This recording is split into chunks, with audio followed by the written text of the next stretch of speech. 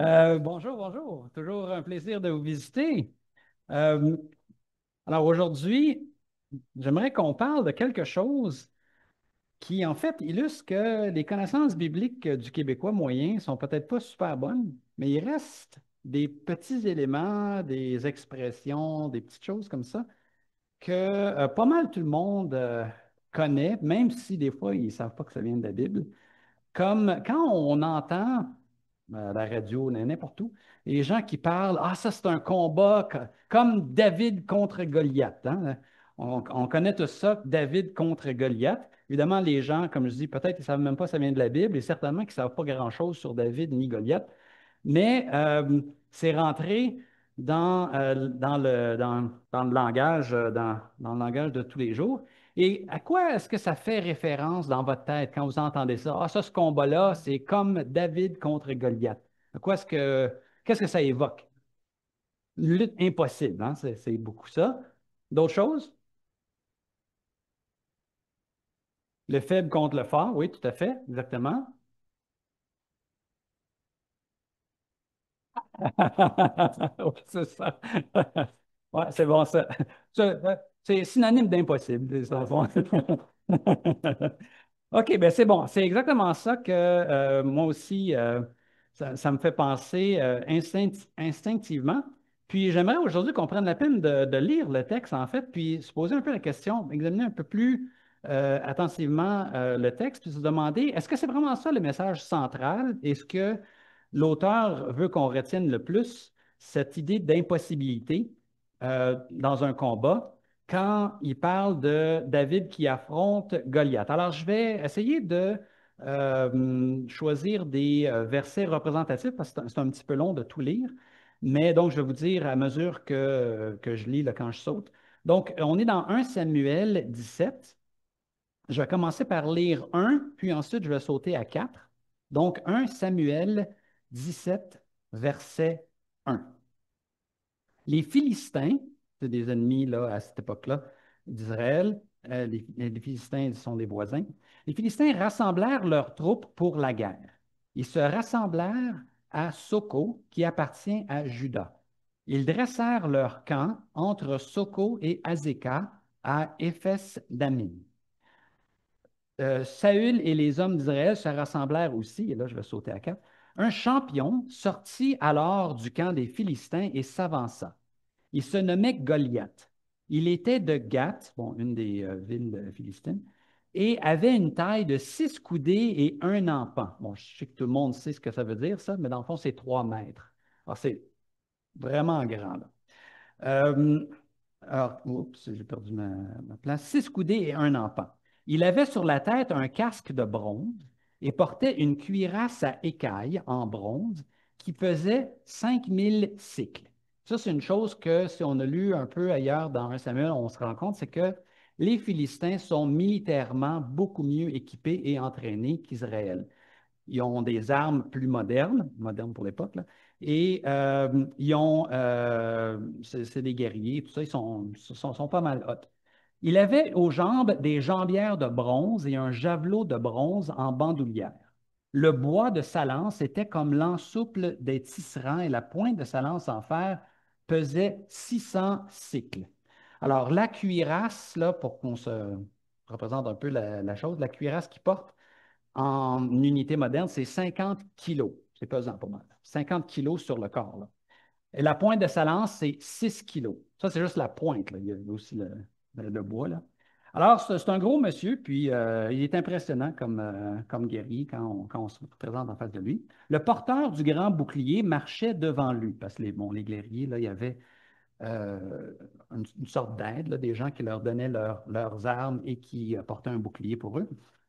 Il s'arrêta et cria aux lignes d'Israël, pourquoi sortez-vous en ordre de bataille? Ne suis-je pas moi, le Philistin, et vous, n'êtes-vous pas les gens de Saül? Choisissez un homme qui descende contre moi. S'il réussit à me battre, nous serons vos esclaves. Mais si je l'emporte sur lui, si je le bats, vous serez nos esclaves et vous nous servirez.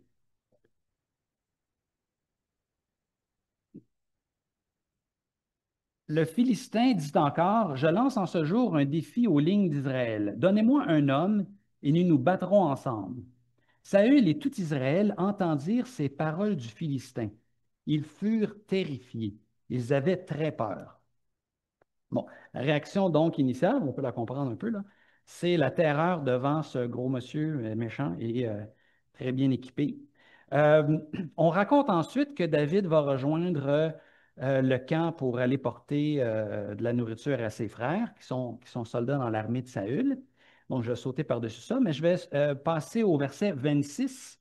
David dit aux hommes qui se tenaient avec lui, que fera-t-on pour celui qui tuera ce Philistin et relèvera le défi lancé à Israël? Le défi là, d'avoir un champion qui s'oppose euh, à Goliath. Qui est donc ce Philistin, cet incirconcis qui ose défier les troupes du Dieu vivant? Je vais sauter encore quelques versets jusqu'à 31. Les hommes qui avaient entendu ce que disait David en informèrent Saül, le roi d'Israël, qui le fit chercher. David dit à Saül que personne ne se décourage à cause de lui. Moi, ton serviteur, j'irai me battre avec ce Philistin. Saül dit à David, tu ne peux pas aller vers ce Philistin pour te battre avec lui, car tu n'es qu'un jeune garçon. Lui, c'est un homme de guerre depuis sa jeunesse. David dit à Saül, je faisais paître, excusez, oui, je faisais paître le troupeau de mon père. Quand le lion, donc c'est un passé là, du genre que c'était ma job, c'est ce que j'ai toujours fait, je suis un berger. Quand le lion ou l'ours venait enlever une bête du troupeau, je lui courais après, je le frappais et je délivrais la bête de sa gueule. S'il se dressait contre moi, je le saisissais par la barbe, je le frappais et je le tuais. C'est ainsi que j'ai abattu le lion et l'ours. Le Philistin, cet incirconcis, sera comme l'un d'eux, car il a défié les troupes du Dieu vivant. David dit encore, Yahvé qui m'a délivré de la griffe du lion et de la griffe de l'ours, me délivrera aussi de la main de ce Philistin. Alors Saül dit à David, va, et que Yahvé soit avec toi. Mieux que ce soit toi que moi, finalement. Euh, Saül revêtit David de ses propres habits, de sa propre cuirasse, en fait. Il plaça sur sa tête un casque de bronze et le revêtit d'une cuirasse. David mit l'épée de Saül à sa ceinture par-dessus ses habits, et il essaya vainement de marcher. Il n'était pas entraîné. David n'avait jamais porté une armure, il ne savait pas comment marcher avec ça. C'est pas comme porter là, une chemise, là, c'est compliqué. C'est très rigide. Il dit alors à Saül, je ne peux pas marcher avec tout cela, car je ne suis pas entraîné. David s'en débarrassa et prit son bâton, se choisit 5 pierres polies dans l'oued, dans le ruisseau, là, et les mit dans son sac de berger, dans sa besace. Puis, sa fronde à la main, il s'avança vers le Philistin. Le Philistin, Goliath évidemment, s'approcha peu à peu de David, précédé de l'homme qui portait son grand bouclier. Le Philistin toisa David avec mépris, ne voyant en lui qu'un jeune garçon roux de belle apparence. Le Philistin dit à David, suis-je un chien que tu viennes contre moi avec des bâtons? Puis le Philistin maudit David par ses dieux. Enfin, le Philistin dit à David, viens à moi et je te donnerai je donnerai la tachère aux oiseaux du ciel et aux bêtes des champs. David dit au Philistin, remarquez ça, hein? Viens à moi. Ça, c'est un détail intéressant. David dit à Philistin, tu viens à moi avec l'épée, la lance et le javelot. Moi, je viens à toi au nom de Yahvé des armées, le Dieu des troupes d'Israël que tu as défié. En ce jour, Yahvé te livrera à moi, je te frapperai et je te couperai la tête. En ce jour, je donnerai les cadavres du camp des Philistins aux oiseaux du ciel et aux animaux de la terre, et ainsi toute la terre saura qu'il y a un Dieu pour Israël. Ainsi, toute cette assemblée saura que ce n'est ni par l'épée, ni par la lance que Yahvé sauve. Car le combat appartient à Yahvé, et c'est lui qui vous a livrés à nous. Aussitôt que le Philistin se remit à s'approcher de David, c'est le Philistin qui s'approche, David se dépêcha de courir vers le front à la rencontre du Philistin. David mit la main dans sa guibecière, y prit une pierre et la lança avec sa fronde. Il frappa le Philistin au front. La pierre pénétra dans le front du Philistin, qui tomba face contre terre. Ainsi, avec une fronde et une pierre, David fut plus fort que le Philistin. Il le mit à mort sans avoir d'épée à la main. David courut près du Philistin, il lui prit son épée, la tira du fourreau et le tua. Il lui coupa la tête avec l'épée. Les Philistins, voyant que leur héros était mort, prirent la fuite. Bon, ça a l'air effectivement d'être un combat inégal, difficile et tout ça. Euh, c'est tellement un combat pas distinct, mais de force inégale qu'on a tendance à penser qu'en fait, c'était quasiment impossible pour David de réussir à tuer Goliath. En fait, j'aimerais qu'on se permette de questionner un petit peu cette idée d'impossibilité. D'abord, est-ce que c'est ce que le texte veut mettre de l'avant? Et ensuite, est-ce que c'est le point principal du texte, autrement dit? Et est-ce que c'était si impossible que ça? Euh, D'abord, il y a certaines conceptions que l'on a, hein. On dit souvent que David, c'est juste un enfant. Souvent, surtout quand on parle de ça à l'école du dimanche, là, on présente David comme un petit garçon de 8 ans là, avec un slingshot, puis, tu sais, puis le gros monstre Goliath. En fait, ce que j'aimerais tout de suite dire, puis je vais essayer de le démontrer par la suite, c'est que David, on ne dit pas qu'il était petit, on ne dit pas non plus que c'était un enfant, on dit que c'est un jeune homme, et que oui, il y a un contraste, parce que Goliath, c'est un gros guerrier, bien entraîné, bien équipé. David, lui, c'est pas un guerrier, mais c'est pas quelqu'un qui a aucun avantage, aucune habilité, puis qui connaît rien, puis il est capable de rien faire non plus. On nous dit non, pas non plus que David est petit. Bon, peut-être comparé aux 3 mètres, là, oui, mais on nous dit par exemple que David il porte ou il essaie de porter la cuirasse de Saül, mais qui n'est pas capable de marcher avec parce qu'il n'est pas entraîné, pas parce qu'elle est beaucoup trop grande, hein. Or, Saül est décrit, là, je ne lirai pas ça, mais si vous voulez regarder dans 1 Samuel 9, au début du chapitre, on nous dit que Saül était très grand, il dépassait tout le monde d'une tête. Alors, si David est capable de rentrer dans l'armure de Saül, il ne devait pas être un petit kid là, de 7-8 ans. Alors oui, effectivement, c'est un combat inégal, c'est un combat difficile, mais on ne peut pas dire que David a aucune chance, il n'a aucune habilité, puis il n'y a aucun point qui vont de son côté, là, disons des points qui pourraient l'aider. Alors, oui, la Bible présente le combat comme étant inégal, comme étant difficile, mais aussi l'accent sur le fait que David, il y a des choses qui vont de son côté aussi. Il y a des choses qu'il peut utiliser à son avantage, pour ce combat très difficile qui va demander à David d'être très bon, mais qui, dans le fond, euh, n'est pas aussi impossible qu'on peut penser. Par exemple, l'arme de David, la fronde. Bon, d'abord, ce n'est pas tout à fait un slingshot, même si apparemment, il y a une communauté de chasseurs là, qui chassent au slingshot. Apparemment, si tu as des plombs, là, ça peut être assez efficace, en tout cas contre des perdrix, là. Je ne suis pas sûr contre un ours, là, mais en tout cas, si tu te prends contre un ours, il ne faut pas que tu le manques parce que tu, tu risques de le manquer juste une fois. Mais donc, apparemment, même le slingshot, c'est pas si pire. Mais une fronde, c'est une arme qui est vraiment pas si méprisable que ça. Bon, oui, par rapport à un javelot, puis par rapport à un épée, tout ça, ça a des limites. Mais lisons par exemple dans Juge 20, au même temps donc que David en passant, parce que la période des juges, là, c'est juste avant le début de la monarchie. Saül, c'est le premier roi d'Israël. Donc, je vais juste lire quelques versets dans Juge 20, à partir de 14, dans le fond, donc 14 à 16. Donc, Juge 20, 14 à 16. Les fils de Benjamin sortirent de leur ville et se rassemblèrent à Gibéa pour faire la guerre aux Israélites. Donc, c'est une tribu, là, qui veut faire la guerre à d'autres tribus israélites. On recensa ce jour-là les fils de Benjamin venus des villes, 26 000 hommes pouvant tirer l'épée, sans compter les habitants de Gibéa qui furent recensés, 700 hommes d'élite. Parmi tout le peuple, il y avait 700 hommes d'élite gauchers. Tous ceux-là pouvaient, en lançant une pierre avec la fronde, viser un cheveu sans le manquer.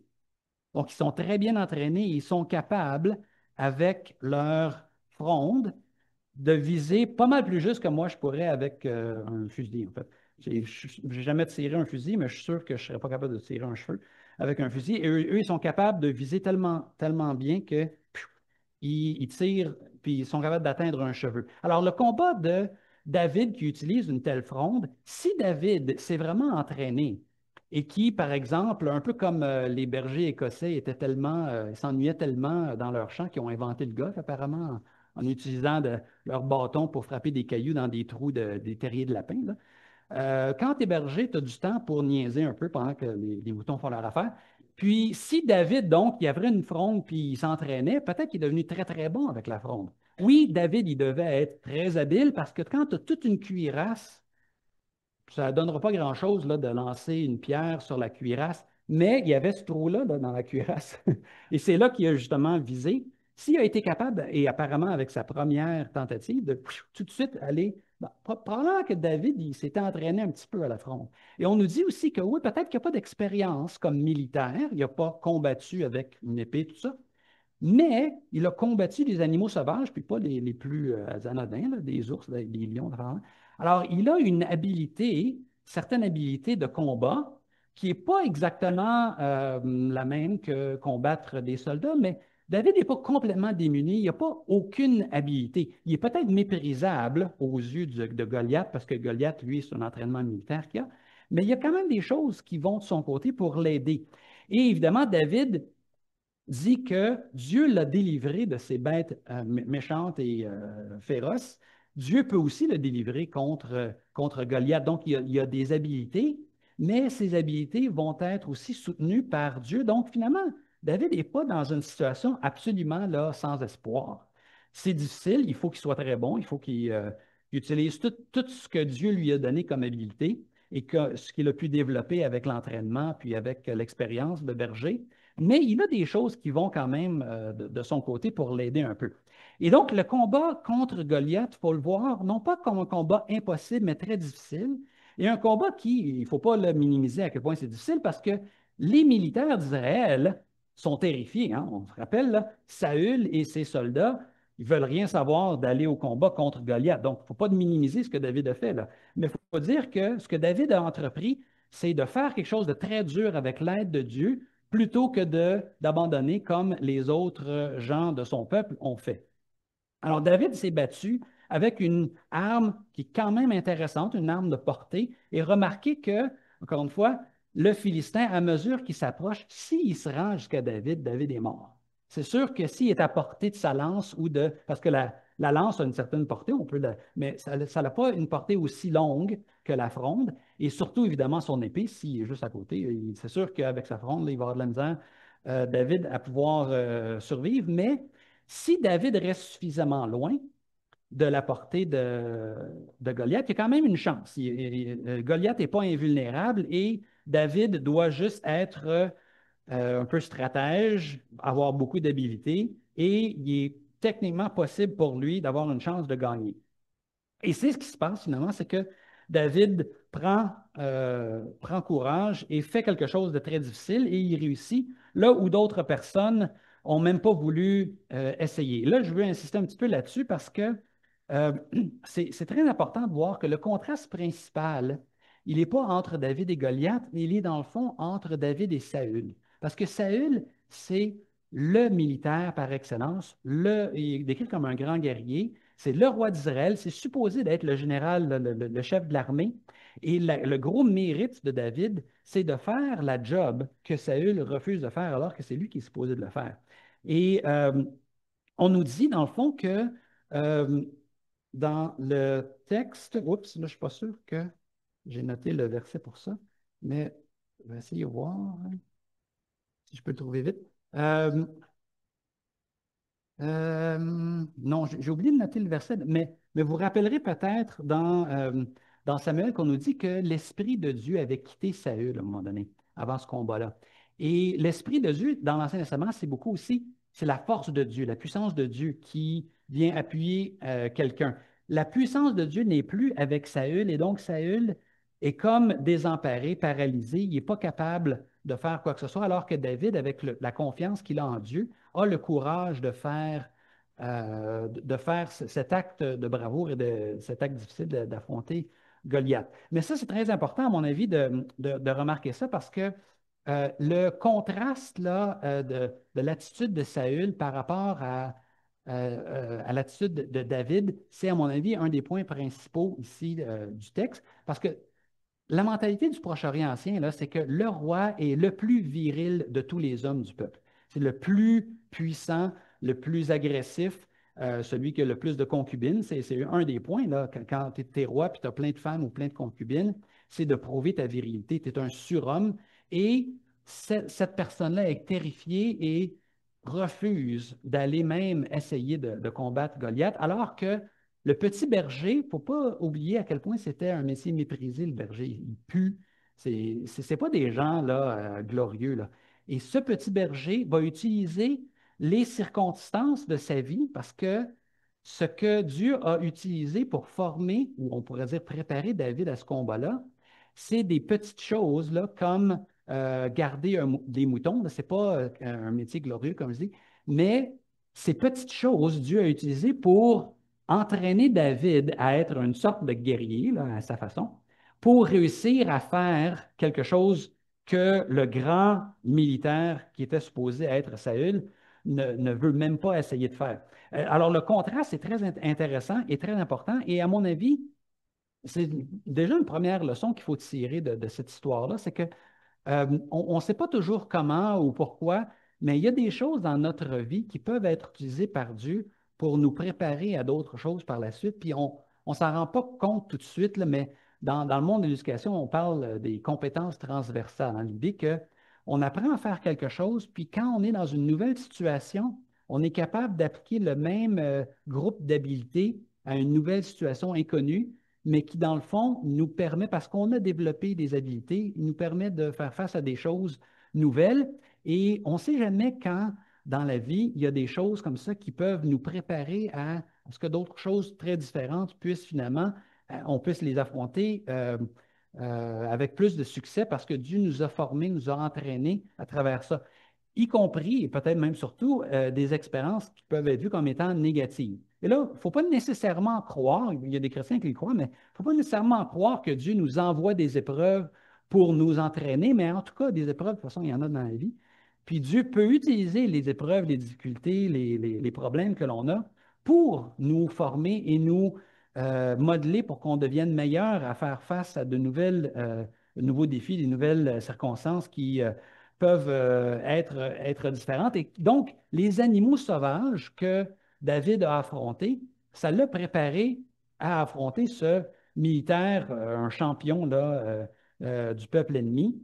Et David s'en est très, très bien sorti parce qu'il a d'abord, oui, utilisé ses habiletés et ensuite il a fait confiance que Dieu allait le soutenir et donc il a osé entreprendre parce que la seule façon qu'on peut être absolument sûr d'échouer une tâche, c'est de même pas l'essayer, comme Saül, hein. Saül, il a échoué parce qu'il ne s'est même pas présenté, alors que David, lui, il avait peut-être pas grand chance, mais il a pris sa chance, puis Dieu l'a béni, puis il a réussi à faire ce qu'il devait faire. Alors, ça, c'est une première leçon, je pense qu'il faut tirer de cette histoire de David, c'est euh, ne méprisons pas les circonstances dans lesquelles on est. Des fois, on se sent peut-être pas la meilleure personne pour relever des gros, gros défis, là. On pense que bon, quelqu'un d'autre qui va être mieux formé, euh, mieux apte, mieux habilité à faire des grandes choses dans la vie que moi. Mais dans le fond, le problème, comme nous le dit souvent la Bible, c'est que les gens qui sont souvent respectés et reconnus comme étant les plus compétents, les plus habiles, les plus aptes, ne sont pas toujours ceux qui sont prêts à obéir à Dieu et à faire le travail que Dieu voudrait qu'ils fassent. Puis finalement, des fois, c'est la personne plus méprisable qui a une expérience peut-être moins respecté, puis des habilités peut-être moins reconnues, qui peut faire beaucoup plus parce que c'est une personne qui a euh, pris justement l'initiative et qui a décidé de faire confiance à Dieu puis d'avancer dans cette tâche-là. Pour prendre un exemple plus séculier, j'ai toujours aimé le film Forrest Gump aussi parce que c'est une personne qui est très limitée, par exemple intellectuellement, puis réussit dans le fond à faire beaucoup plus avec les habiletés limitées qu'il a reçues que l'immense majorité des êtres humains, parce qu'il se ramasse dans tous les événements importants de l'histoire des États-Unis, là. C'est intéressant de voir qu'une personne comme ça, juste parce que c'est quelqu'un qui a une attitude comme ça, ah oui, on va y aller, puis on va travailler fort, qui réussit à faire des grandes choses, même si à première vue, il n'a pas l'air d'être quelqu'un qui devrait avoir beaucoup de succès selon nos critères à nous. Alors Dieu peut utiliser des gens, des fois, comme David, quand les circonstances ne semblent pas du tout être favorables parce qu'il y a quand même des choses qui peuvent être utilisées. Puis c'est souvent l'attitude et des habilités moins officiellement reconnues ou respectées qui peuvent des fois nous servir quand on veut travailler pour Dieu. Alors ça, c'est probablement une première leçon. Euh, je pense que idéalement, comment dire, notre attitude, si elle est comme celle de David en disant, en reconnaissant, un, que Dieu m'a quand même donné des habilités, donc j'ai une responsabilité de les utiliser, mais deux, c'est que justement, le combat ne dépend pas de moi seulement. Et si Dieu est avec moi, je vais réussir. Goliath, il a beau avoir des gros avantages sur nous parce qu'il est mieux équipé puis mieux entraîné, mais ultimement, il y a aussi cet élément de qu'est-ce que Dieu peut faire avec une personne qui est bien disposée plutôt qu'une personne qui est méprisante et parce qu'en fait, Goliath, son problème, c'est en grande partie parce qu'il méprise tellement David qu'il ne le voit même pas comme une réelle menace. C'est plus une nuisance. C'est comme, ah, on va se débarrasser de cette affaire-là, là. C'est comme un peu une fourmi pour un être humain, là. Puis ça, c'est souvent l'arrogance des grands qui conduit à leur perte. C'est qu'ils pensent qu'ils sont invincibles parce que justement, euh, ils ont des gros avantages sur les autres, puis ils ne se rendent pas compte que des fois, le petit, avec ses avantages à lui, il peut y réussir aussi des grandes choses, même si, à nos yeux, à nous, il n'est pas supposé. Alors, la confiance en Dieu, c'est très important. Et comment dire, pas les habiletés, mais les caractéristiques, c'est ça qui sont souvent respectées et admirées par la société, ne sont pas toujours les caractéristiques ou les qualités qui sont les plus importantes.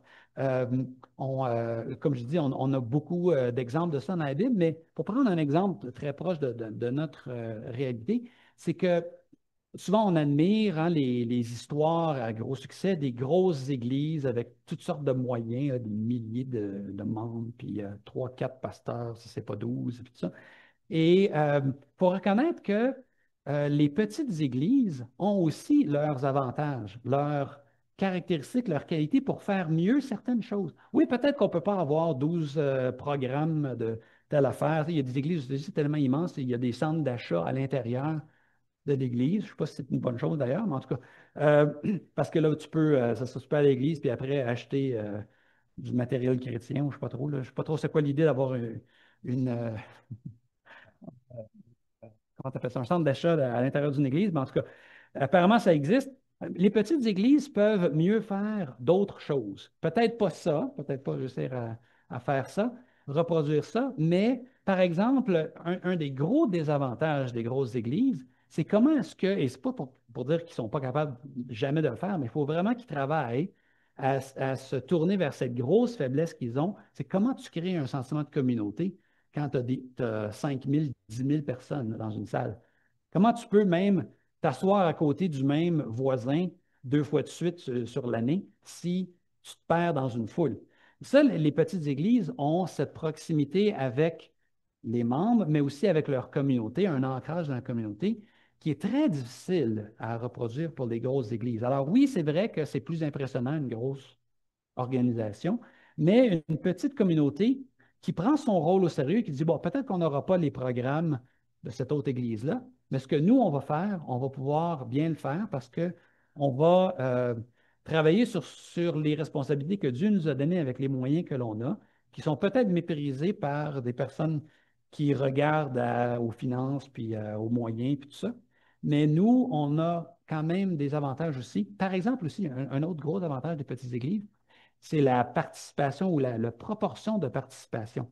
Les grosses églises, 99% des gens sont spectateurs. Au mieux, ils vont donner un peu d'argent de temps en temps, mais c'est les gens qui viennent là, puis qui retournent chez eux, puis qui ne pensent plus à l'église le reste de la semaine, puis qui font rien à l'église, alors que dans une petite église, tu n'as pas le choix. Il va falloir qu'une partie des gens, beaucoup plus importante qu'1%, fasse quelque chose pour que les choses se passent. Alors, il y a une participation et donc aussi un sentiment d'appartenance que les petites églises vont avoir, qui est très, très différente que si tu vas à une église parce que tu vas comme au cinéma, là, c'est comme tu vas juste consommer pendant 2 heures quelque chose, un produit, puis tu retournes chez vous, puis ça s'arrête là pour le reste de ta vie. Tu ne vas jamais lever un doigt pour que quelque chose se passe à l'Église. Alors, il y a des gros avantages, mais encore une fois, il faut reconnaître notre responsabilité de faire ce que l'on est capable de faire. On n'est pas responsable de faire ce qu'on ne peut pas faire.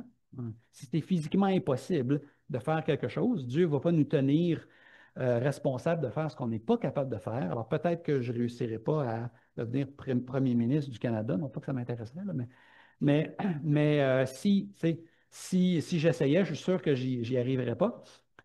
Mais ce que je peux faire dans ma communauté, peut-être que c'est beaucoup moins prestigieux, beaucoup moins reconnu, mais ça ne veut pas dire que c'est moins important si on a, encore une fois, pris à cœur le rôle que Dieu nous a donné à nous de faire quelque chose et les habiletés que Dieu nous a données à nous. Parce que Dieu ne va pas nous demander de faire des choses pour lesquelles il ne nous a pas équipés pour les faire. Euh, Encore une fois, peut-être qu'il y a juste quelques personnes qui vont savoir ce que l'on a fait parce que ce n'est pas prestigieux, ce n'est pas glorieux.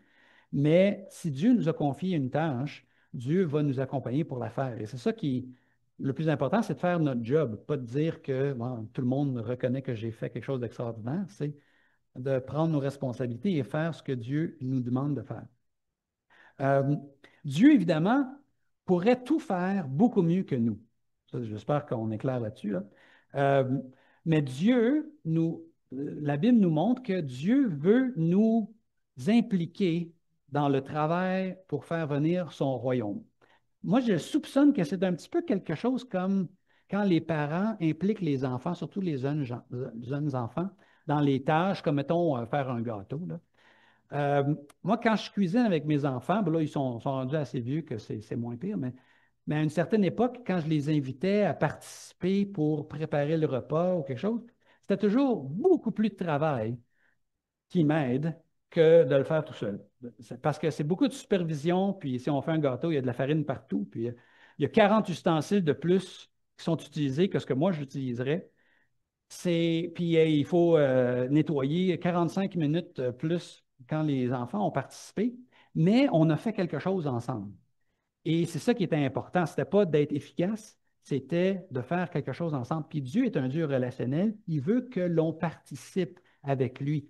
Si Dieu faisait tout seul tout, ça irait beaucoup mieux. Mais Dieu veut que les chrétiens, les membres de son peuple, participent à sa création, contribuent, même si on va faire des erreurs, puis on ne sera pas toujours super bon, puis on va faire toutes sortes de choses tout croche. Euh, Dieu aime ça parce qu'il aime être en relation avec nous. Et quand on cuisine avec nos enfants, ben, on a fait quelque chose ensemble, on a été ensemble. Beaucoup plus intéressant que d'écouter un film ensemble. Il y a quelque chose, là, une participation, une communion quand on travaille ensemble. Et je pense que c'est en partie pour ça que Dieu veut qu'on travaille pour son royaume. Pas parce qu'on est super bon dans ça, mais parce que Dieu va quand même réussir à faire des choses, même si on l'aide, si on peut dire. Euh, et dans le fond, Dieu va utiliser nos ressources très limitées, nos habiletés très limitées pour faire progresser les choses quand même. Et surtout, c'est qu'en faisant l'œuvre du royaume, en contribuant au royaume, nous, on apprend et on est modelé par ça aussi. Comme David a été modelé par son expérience de berger, quand nous, on travaille pour le royaume de Dieu, on ne fait pas juste produire quelque chose pour le royaume de Dieu, on devient de meilleurs disciples. On comprend un peu mieux qu'est-ce que Dieu est en train de faire dans le monde parce qu'on est dans le milieu de ce que Dieu est en train de faire. Alors, je pense que c'est aussi pour ça que Dieu veut qu'on participe et qu'on travaille avec des habiletés très limitées qu'on a, parce que, un, ça va nous former pour qu'on développe plus d'habiletés, mais aussi parce que ça va nous transformer. Et ultimement, c'est une des choses que Dieu veut, que l'on devienne de plus en plus à son image, qu'on devienne de meilleurs disciples et qu'on laisse les valeurs du royaume nous imprégner, nous transformer davantage. Alors, c'est un peu la réflexion que je voulais apporter aujourd'hui pour dire que oui, l'exemple de David est très intéressant, mais c'est pas, comment dire, il ne faut pas se laisser intimider et dire, ah ben ça c'est un combat impossible, puis de toute façon, moi je ne pourrais jamais faire quelque chose comme ça. Non, au contraire, justement, je pense que le but de l'histoire, c'est de montrer que Dieu peut utiliser des gens dans des circonstances qui semblent être presque sans espoir, avec les habiletés limitées qu'ils ont, mais si ces gens mettent leurs habiletés au service de Dieu et font confiance à Dieu, ils peuvent en fait faire des choses très étonnantes, pour ne pas dire de grandes choses. Et ça, c'est un exemple, à mon avis, qu'on devrait essayer de reproduire dans notre vie et pas dire, bon, David, lui, c'était David, puis non. En fait, David, c'était justement quelqu'un comme nous qui a, avec ses habiletés limitées, fait des grandes choses parce qu'il a fait confiance à Dieu et parce qu'il a pris au sérieux ou il a pris à cœur la responsabilité que Dieu lui avait donnée. Nous prions. Seigneur, merci de nous utiliser, de faire des choses à travers nous, même si, encore une fois, ça serait beaucoup plus efficace que tu envoies un ange ou que tu fasses les choses tout seul. Merci de ce que tu nous impliques dans ton projet de faire venir ton royaume sur terre et de transformer des gens autour de nous, de faire en sorte que ta volonté soit faite sur la terre comme au ciel. Et on est privilégié d'avoir un rôle, même s'il est minime, et aide-nous à ne jamais mépriser les tâches que tu nous donnes comme si, bof, ça ne sera pas de toute façon dans le livre d'histoire, ça ne sera pas reconnu, il n'y a personne qui va s'en rendre compte. Si on fait ta volonté, c'est quelque chose qui est très important en soi parce qu'on a mis notre petite brique dans la grande cathédrale que tu es en train de bâtir en faisant venir ton royaume sur terre. Et donc, aide-nous à ne pas mépriser l'œuvre que tu nous donnes de faire, mais plutôt de faire de notre mieux avec nos moyens limités. Et aide-nous surtout à avoir l'attitude appropriée comme une attitude de confiance, une attitude aussi de oser faire des choses, oser essayer des choses comme David, parce que si tu es avec nous, ultimement, on peut faire de très grandes choses malgré que nos habiletés vont peut-être être, pas reconnues par grand monde comme étant extraordinaires. C'est que si tu es avec nous, on peut faire des choses extraordinaires. Amen.